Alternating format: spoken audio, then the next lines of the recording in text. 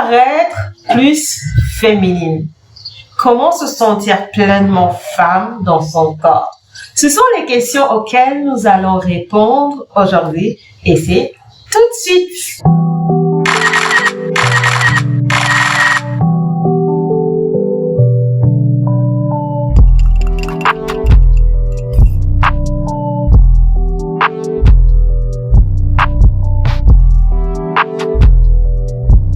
Bonjour la famille, moi c'est Marie-Pierre Paul de Pleinement Soi. Je suis servante de l'Éternel, coach de vie, entrepreneur et je suis présente sur les réseaux sociaux.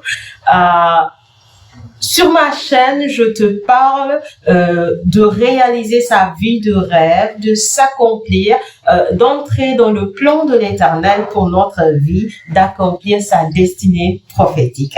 Alors, si c'est un sujet qui t'intéresse, voilà, tu peux t'abonner à la chaîne et n'oublie surtout pas d'activer la cloche. Cela va te permettre de recevoir nos contenus de manière régulière, d'être notifié et d'avoir des contenus régulièrement qui vont t'encourager et te booster et t'accompagner pour que tu puisses justement entrer dans ta destinée prophétique, accomplir ta vie de rêve. Alors aujourd'hui, nous parlons de la féminité. Alors, il faut savoir, bien-aimé, que la féminité n'est pas innée. La féminité vient de la culture. Alors, tu auras une féminité différente en fonction du pays dans lequel tu es, du territoire dans lequel tu es situé et en fonction de l'éducation que tu as reçue. Une femme qui est née dans un milieu...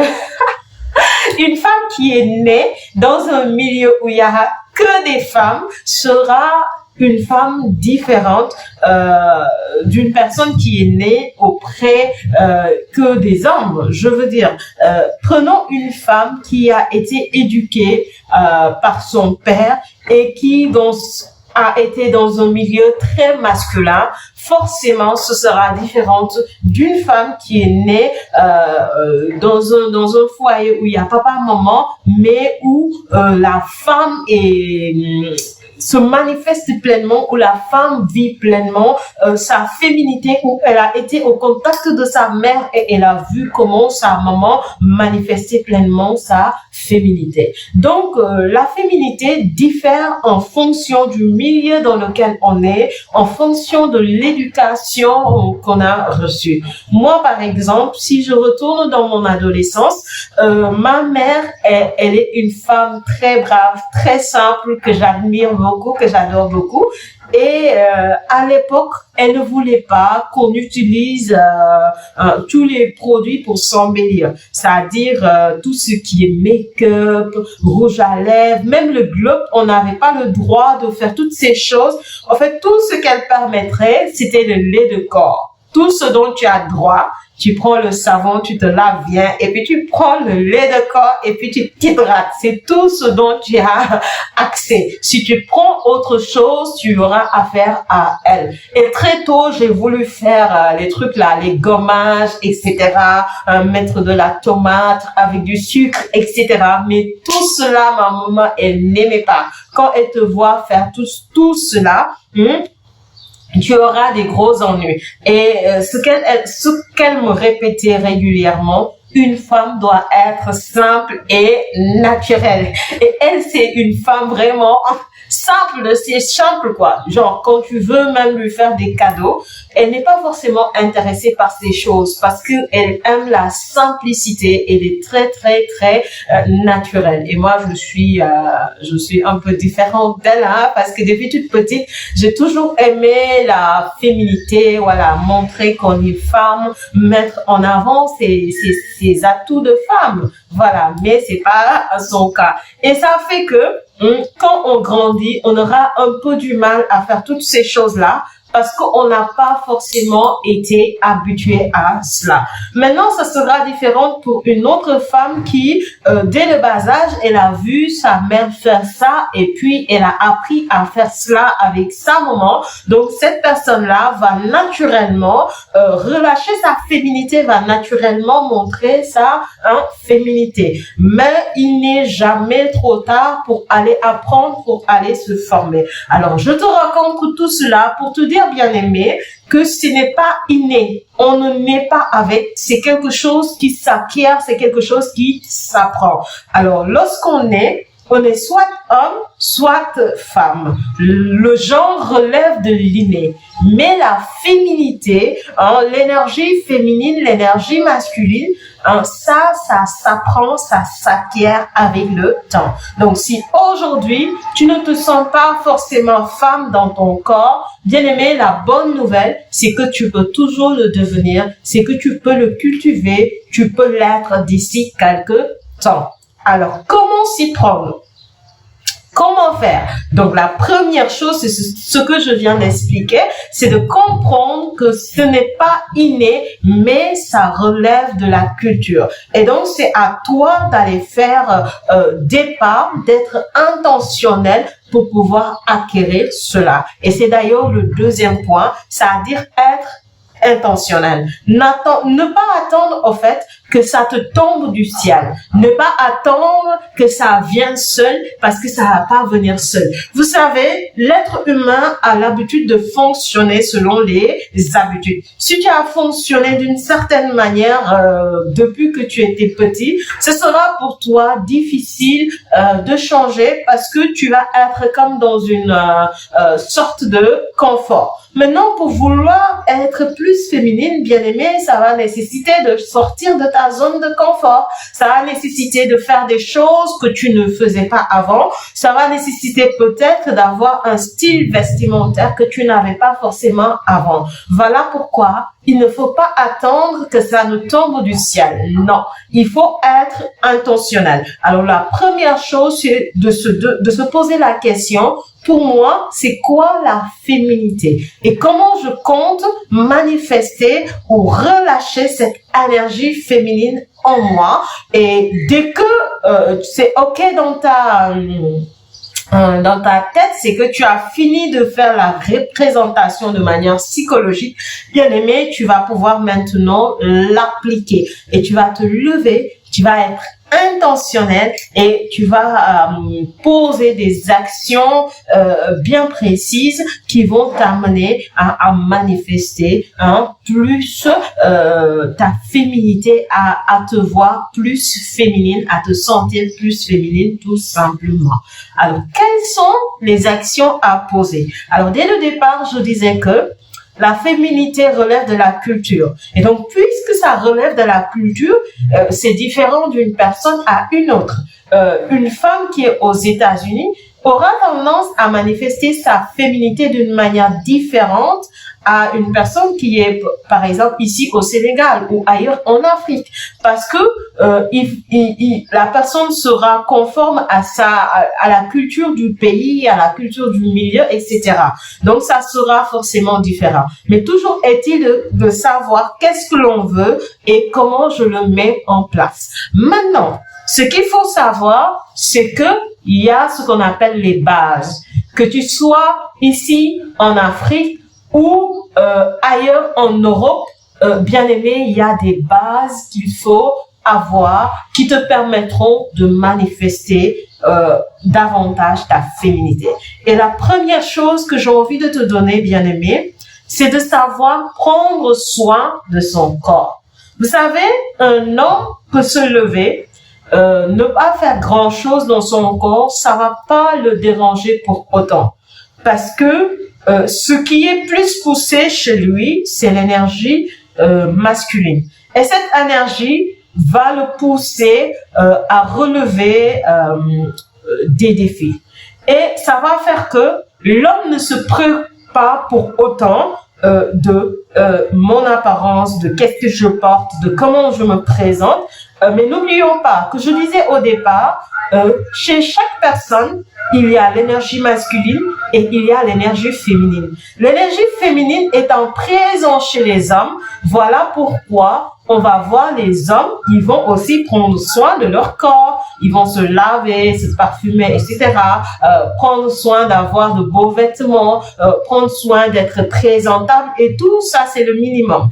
S'il n'y avait pas cette énergie féminine, les hommes allaient être comme des animaux, hein, excusez-moi du terme, mais heureusement, il y a l'énergie féminine en eux, donc ça fait que, voilà, ils savent aussi prendre soin d'eux. Mais comme c'est l'énergie masculine qui est beaucoup plus poussée, donc ils sont plus axés sur les challenges que sur le fait de bien s'habiller. Donc, il faut se limiter à faire le minimum. Maintenant, chez les hommes où l'énergie féminine est assez poussée, ce sont des hommes maintenant qui vont s'attarder aux détails. Hein? Est-ce que mes habits sont bien agencés? Est-ce que le sac que j'ai porté, est-ce qu'il est bien agencé? Etc., etc.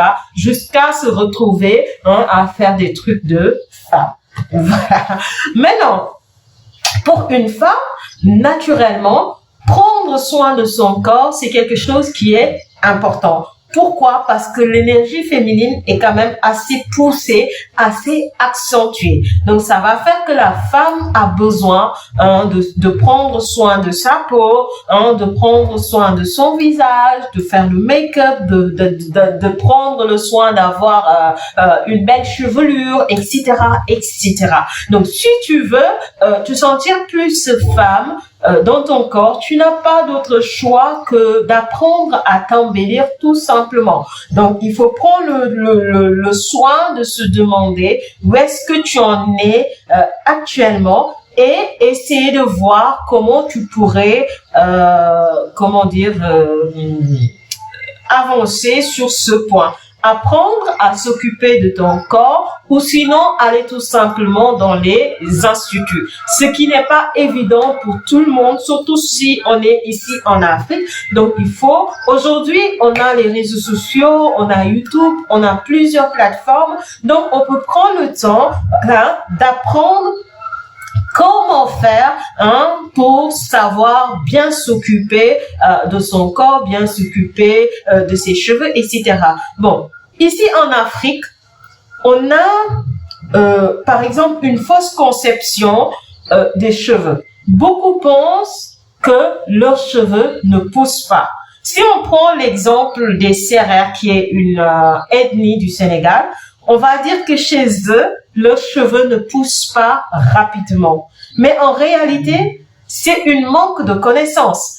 Parce que toutes les personnes, il n'y a pas une personne sur Terre qui ses cheveux ne poussent pas. Toutes les personnes, leurs cheveux, ça pousse naturellement. En fait, Dieu nous a créés ainsi de sorte que on n'a pas forcément besoin de faire quelque chose pour que nos cheveux poussent. Ça pousse naturellement, ça pousse régulièrement. Il te suffit de raser tes cheveux et tu vas voir que tu ne feras pas grand-chose, mais ça va pousser naturellement. Mais le truc, c'est que si ça pousse et puis ça casse, tu auras l'impression que ça ne pousse pas. Or, ça pousse, mais de la même manière que ça pousse, ça casse. Tu vois, et si ça casse au même rythme que ça pousse, bien aimé, tu auras l'impression que tes cheveux ne poussent pas. Maintenant, si ça casse plus vite que ça ne pousse, tu auras l'impression que tu es chauve ou bien que tu n'as pas de cheveux. Oh, bien aimé, le processus naturel, c'est que tes cheveux, ça pousse naturellement et au quotidien.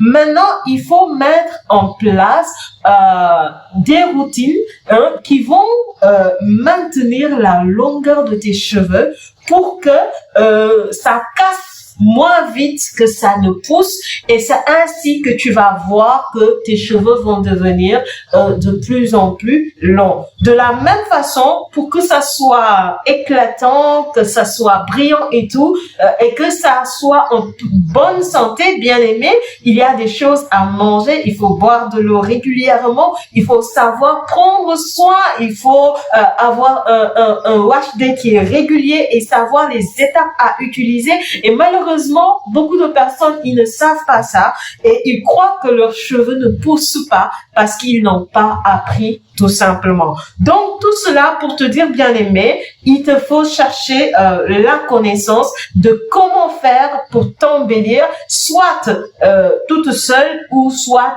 chercher une personne qui va devoir faire cela pour toi ou carrément un institut auquel tu vas aller régulièrement pour pouvoir t'embellir, t'occuper de ton corps, etc.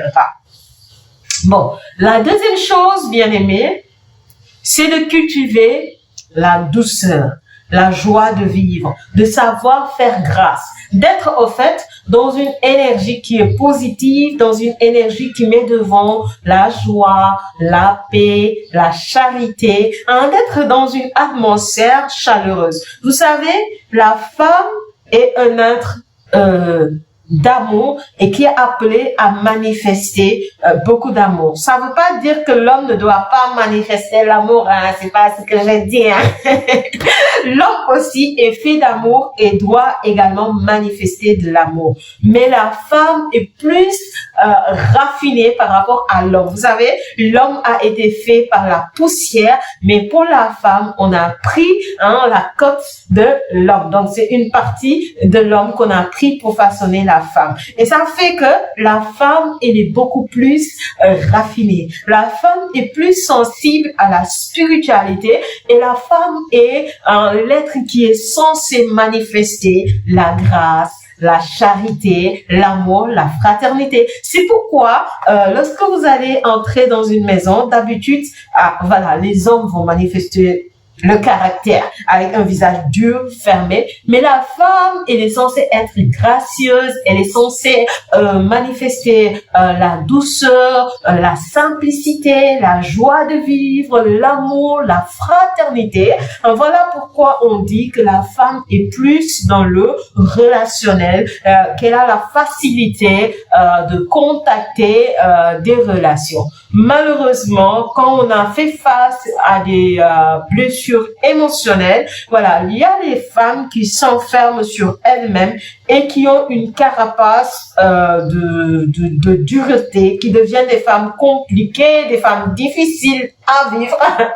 Voilà, si on veut gagner en féminité, il va falloir apprendre à casser cette carapace et à manifester la douceur, la joie de vivre, la simplicité, être fun et savoir se faire plaisir et savoir vivre tout simplement en harmonie avec les autres. Troisième point, qui va un peu dans le même sens, c'est de ne pas chercher à manifester trop d'autorité, trop de puissance, vouloir montrer qu'on est leader et qu'on a trop confiance en soi, surtout en matière de relations. Bien aimé, si tu es femme, en matière de relations, je parle des relations amoureuses ou des relations conjugales, bien aimé, en tant que femme, il te faut la soumission. Et quand on parle de soumission, on parle de se mettre sous mission. C'est-à-dire, l'homme est l'autorité, l'homme est celui qui est devant, l'homme est celui qui manifeste la force, qui manifeste qu'il est en tout cas le plus fort. Et nous, maintenant, on est appelés à être sous mission. Ça ne veut pas forcément dire qu'il va nous dominer et qu'il va faire ce qu'il veut, qu'il va nous malmener, qu'il va nous briser, qu'il va nous, je sais pas, nous écraser. Un homme qui se respecte, vous savez, il ne, comment dirais-je, il ne quémande pas l'autorité, en fait. Il ne revendique pas, voilà. Il ne revendique pas l'autorité. Parce que c'est quelque chose qui va, relâcher naturellement, qui va se faire naturellement. Un homme qui a de l'autorité, ça va se faire naturellement. Parce que l'autorité, ce n'est pas une question de venir, briser l'autre, mais c'est savoir montrer qu'on est leader tout en ayant une part de douceur et de charité. Et donc, ça fait que les autres t'obéissent naturellement. Maintenant, toi, en tant que femme, quand tu comprends la soumission, quand tu comprends la position de l'homme, tu apprends à le faire naturellement et tu apprends aussi à différencier. Quand est-ce que l'homme veut te malmener, veut te dominer, veut te briser et quand est-ce qu'il est dans sa position d'autorité et à toi maintenant de venir se soumettre tout simplement. Il y a des femmes qui vont tenir tête à l'homme et vouloir montrer que elles aussi, elles sont capables de prendre des décisions, d'être leader, de manifester la sagesse, etc., etc. Mais à chaque fois que tu es dans cette position, bien aimé, tu n'es pas forcément en train de manifester ton énergie féminine, tu es plutôt dans l'énergie masculine. Alors, si tu veux gagner en féminité, bien aimé, prends le temps de travailler ces 3 points que je t'ai donnés aujourd'hui, c'est-à-dire prends le temps de comprendre la féminité et de se faire une image de qu'est-ce qu'est la féminité pour moi et comment je dois l'adopter. Deuxième chose, ça va être de travailler les bases, savoir prendre soin de son corps, cultiver la douceur, ne pas être forcément dans l'autorité, ne pas manifester l'autorité et puis être intentionnel, bien aimé, ne pas attendre que ça nous tombe du ciel, mais nous-mêmes être intentionnel pour atteindre notre objectif. Alors, c'était tout pour moi. Comme d'habitude, je suis toujours dans la joie. Je suis heureuse de partager ces moments avec toi. Et puis, on est dans la présence de notre Dieu parce qu'on est enfant de Dieu. Dans tout ce que nous faisons, l'Éternel nous accompagne. Sa grâce est avec nous et le Saint-Esprit est là. Et c'est lui qui nous donne la grâce d'être éclairé, d'avoir la sagesse et de pouvoir partager tout simplement. Donc, ce sont des temps de joie pour moi, des temps où je suis vraiment heureuse, épanouie de pouvoir faire cela, d'être devant toi et de pouvoir te parler. Et je te dis, bien aimé, à la prochaine fois, voilà, pour une nouvelle contenu, une nouvelle vidéo qui va venir également te combler de joie et te combler de grâce. Que l'Éternel te bénisse. Amen.